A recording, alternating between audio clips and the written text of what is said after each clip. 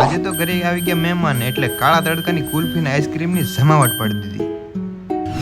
તો બ્લોગમાં તમારું સ્વાગત છે અને આજે 2000 ફોલોવર પૂરા થઈ ગયા. હા હવે રેડી જો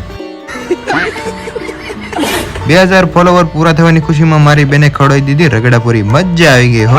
આ તો રાતની વાત હતી. બાકી સવારમાં મસ્ત ભગવાનને દેવાપતિ કરી લીધા. પછી રસોડામાં મારા મમ્મી કંઈક બનાવતા હતા. રસોઈ બનાવવામાં એક વસ્તુ લેવાની હતી એટલે પાકીટ તો આ કબાટમાં જ રહી ગયું. એટલે બધી સાડી ત્યાંથી ખસકાવીને પહેલા પાકીટ કાઢી લીધું.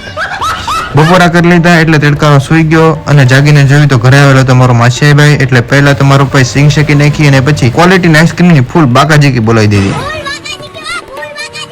એટલામાં તો ઘરે આવી ગયા બીજા મહેમાન. હવે મહેમાન શરમાય ને એટલે એના ફોનમાં જ જોયા કરે. મહેમાનને મસ્ત શરબત પીવડાવી દીધું અને હું આવી ગયો આપણા લોકેશન એટલે કે ધાબા ઉપર શૂટિંગ કરવા. ત્યાં તો ભાઈ સામે બહુ મસ્તીનો નજારો હતો. નજારો વધારે કઈ સારો ન હતો પણ ક્યાંકથી ધુમાડો નીકળતો હતો.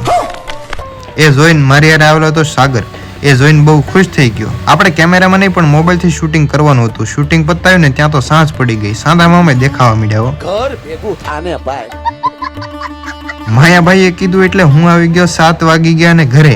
સાંજના ટાણે મસ્ત દેવપતિ કરી લીધા. હવે મેં તો દર્શન કરી લીધા છે, તમે દર્શન કરી લો. પછી રસોડામાં આવ્યો ને ત્યાં કેરી અરે બાકા જીકી બોલતી. તમને ભાવે કે નહીં કમેન્ટમાં કહેજો. પાછા શર્માતા નહીં. આજે બનાવેલી દેહના સરગવાની કઢી હારે હતો દેશી રોટલો એટલે પછી ત્યાં જમાવટ જ હોય. તો જમાવાની જમાવટ બોલાવીને હું આવી ગયો મારા કાકાના ઘરે ને એના ટીવીમાં ભાઈ સિરિયલ ચાલુ હતી.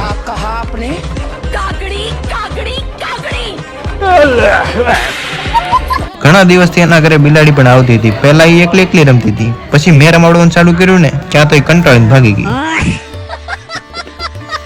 હાલો તો છેલ્લે બીજા દિવસે આપણે બ્લોગ પૂરો કરીએ છીએ. લાઈક અને સબસ્ક્રાઇબ કરી નાખજો મારા કલેજાઓ.